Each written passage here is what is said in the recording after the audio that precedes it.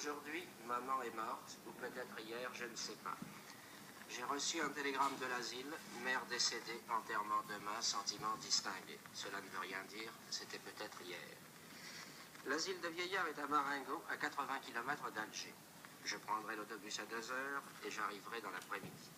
Ainsi, je pourrai veiller et je rentrerai demain soir. J'ai demandé 2 jours de congé à mon patron, il ne pouvait pas me les refuser avec une excuse pareille. Mais il n'avait pas l'air content. Je lui ai même dit, ce n'est pas de ma faute. Il n'a pas répondu. Je pensais alors que je n'aurais pas dû lui dire cela. En somme, je n'avais pas à m'excuser. C'était plutôt à lui de me présenter ses condoléances. Mais il le fera sans doute après-demain, quand il me verra en deuil. Pour le moment, c'est un peu comme si maman n'était pas morte. Après l'enterrement, au contraire, ce sera une affaire classée. Et tout aura revêtu une allure plus officielle.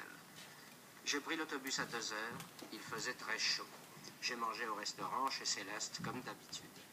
Ils avaient tous beaucoup de peine pour moi, et Céleste m'a dit on n'a qu'une mère. Quand je suis parti, ils m'ont accompagné à la porte.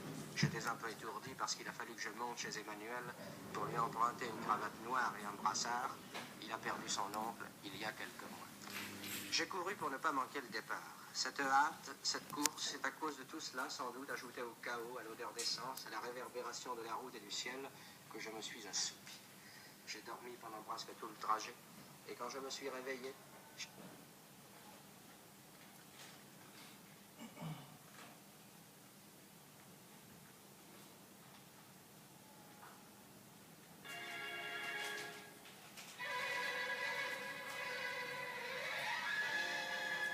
L'étranger sur les quais glacés de la Venise du Nord, Albert Camus, prix Nobel, a fait connaissance avec Stockholm où il s'est promené quelques heures, passant anonyme, avant d'affronter la gloire officielle. De l'étranger à la chute, une œuvre qui est aujourd'hui traduite dans toutes les langues a conduit en effet le romancier français sous le buste de Nobel.